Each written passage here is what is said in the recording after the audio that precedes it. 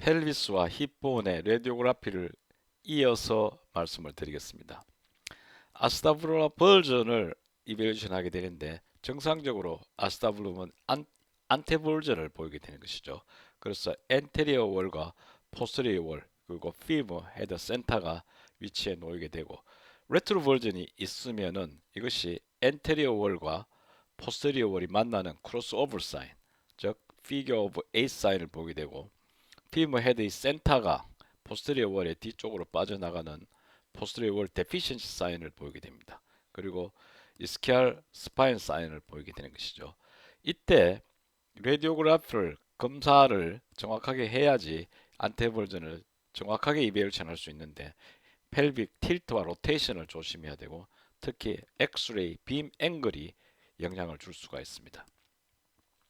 아스테브라 레트로 버전은 핀스타입 FAR을 평가하는 데 중요한데 엔테리어 월과 포스테리어 월을 그리면 이렇게 만나지 않는 즉 안테 버전이 약 12도에서 14도 정도, 13도 정도가 정상 수온이 되겠습니다. 그러나 레트로 버전이 있게 되면은 이런 포스테리어 월과 만나는 피겨 오브 에이 사인을 보이게 되는데 안테 버전이 정상일 때는 이 크로스 오버 사인이 없게 되는 것이죠. 그러나 이 크로스 오버 사인은 upper most part에서 일어나는 것이고요. 만약에 전체적으로 안테 버전이 있게 되면은 posterior wall deficiency 사인을 보이게 되겠습니다. 힙스 페리시티는 레퍼런스 그 라운드 쉐입의 레퍼런스 라인을 가지고 와서 빔 헤드를 그리게 되는데 AP뷰에서 보게 되는 것이죠. 그래서 이때 2mm 이상의 차이가 있으면은 병변이 있는 것으로 생각하고 주로 DDH나 LCP, 오스토네크로시스의 평가에 이용되고 있습니다. 펠비스의 아스타블론과 빔 헤드의 컨그루언시는 직관적으로 4개의 카테고리로 구성해서 excellent, good, fail, poor고 보통 LCP에서 확인하게 되겠습니다. 그래서 well congruent 돼 있으면 excellent, 그 다음에 mild congruent, incongruent 이런 정도로 표현하는 것이 congruency가 되겠습니다.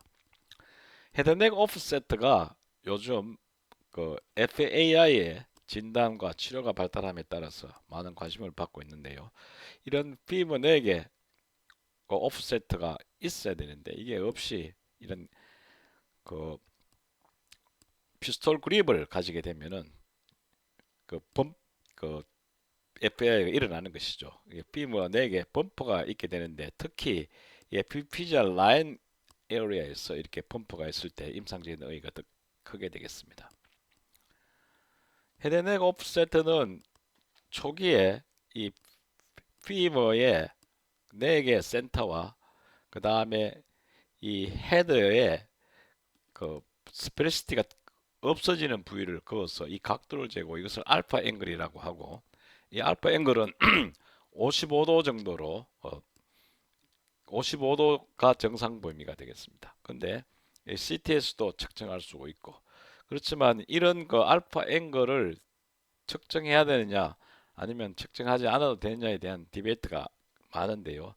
이 검사에서 그 개개인의 측정자에 따라서 오차가 심하고 측정 위치에 따라서도 오차가 심하고 또 FAR이라고 하는 임핀지먼트 신드롬이기 때문에 이런 각도와 관계없이 정상이 나타나는 경우도 있고 각도가 커져도 정상이 없는 경우가 있게 되겠습니다. 그래서 저는 이 각도를 재지 않습니다.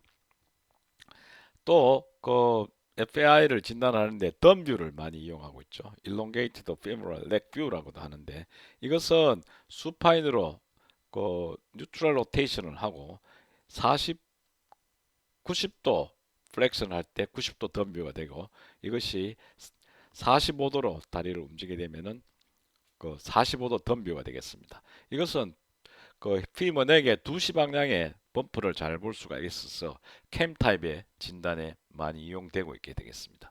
이것은 플렉스 90도 덤뷰의 모습입니다.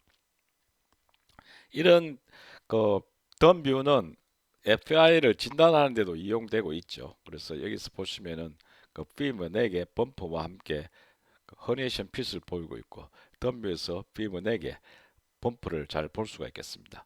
이런 진단뿐만 아니고 수술 후에 팔로우업에도 이 덤뷰가 이용되고 있습니다. 헤드넥 오프셋의 또 한 가지 방법으로 헤드넥 오프셋 레이쇼를 측정하는 것을 제안하고 있는데요. 이것은 라테럴 레이디오그래프에서 그러니까 피부 4개 엑시스를 그리고 피부 헤드 센터에서 엑시스 그리고 피부 4개 패러럴하게 가져가고 그 다음에 피부 헤드의 안티리어 모스트에서 이 거리를 재어서 레이쇼를 재는 것이죠. 그래서 레이쇼를 가지고 캠 타입 FAR을 진단하는 것으로 제안하고 있습니다. 피부넥의 안테버전, 안테톨전을 측정하게 되는데 이것은 피부 넥과 피부 콘다일의 각도를 측정하는 것이죠. 그래서 이 피부 넥의 안테버전을 보게 되는데 이것은 그 at the burst 출생 시에는 3, 40도고 얻을 때 되면은 10도 정도의 그 각도를 가지게 됩니다. DDH 때는 이 각도가 증가하게 되고 FAI 캠 타입일 때는 이 각도가 감소하게 되는 것이죠. 라디오 라지 잡지 AJR에 이 두 가지 메소드를 제안하고 있는데 트랜스버스 메소드와 오블리크 메소드를 제안하고 있는데 트랜스버스 메소드가 스탠다드라고 합니다. 근데 이것은 여러 피부 헤드와 넥을 여러 번 스캔해서 이것을 모아서 그 여기 있는 피부 콘다일과 그 같이 평가하는 것이죠.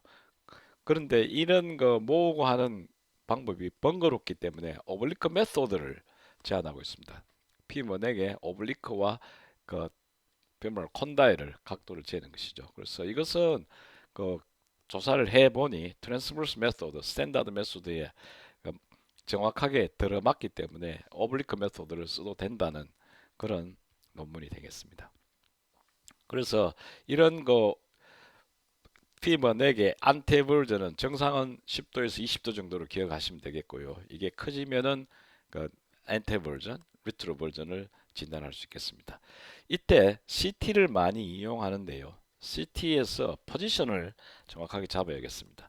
수파인 포지션, 핏 퍼스트고 그 다음에 다리를 플랫하게, 레그를 플랫하게 하고 쿠션이라든지 다른 디바이스는 쓰지 않는 것이 좋겠다고 합니다.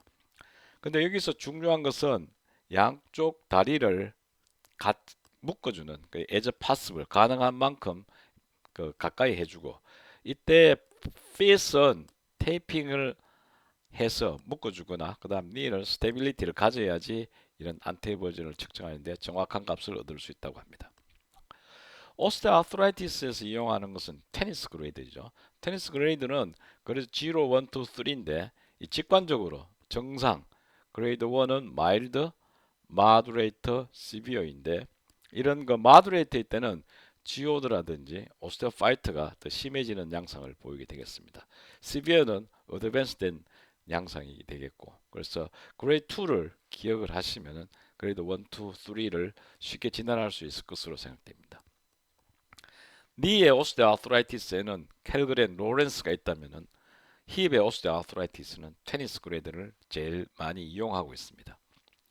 그리고 힙 조인트의 OA는 기본 고식적으로 슈피리어 라테럴 포션, 웨이트 베어링 포션의 조인트 스페이스 내려용을 이해하고 있지만 이 루빈 선생님께서는 이 센트럴 쪽으로 엑시알 쪽으로도 조인트 스페이스 내려용을 보이는 즉 RA와 감별이 어려운 OA도 있다고 말씀을 하셨습니다. 그리고 OA 중에서 특별한 타입으로 Rapid Progressive Idiopathic Arthritis RPIA라고 하죠. 예전에는 Rapid Progressive OA라고 했는데 이것은 크라이테리아를 제한하고 있습니다. 이게 그 존 스페이스 내로잉이 2mm 이상으로 커지거나 1년 안에 존 스페이스가 반 이상 좁아질 때 그리고 조인트 클랩스를 보이게 되고 올드 에이지에서 보이면서 스테로이드 인젝션과도 관계 있는 것으로 되어 있습니다. 77세 여자 올드 에이지에서 5개월 전에 이 스테로이드 인젝션을 하고 난 뒤에 조인트의 클랩스와 디스트럭션과 그 다음에 오스테오아트라이티스를 보이는 RPIA의 케이스가 되겠습니다. 이어서 앵글즈, 노멀 바리에이션에 대해서 말씀을 드리도록 하겠습니다.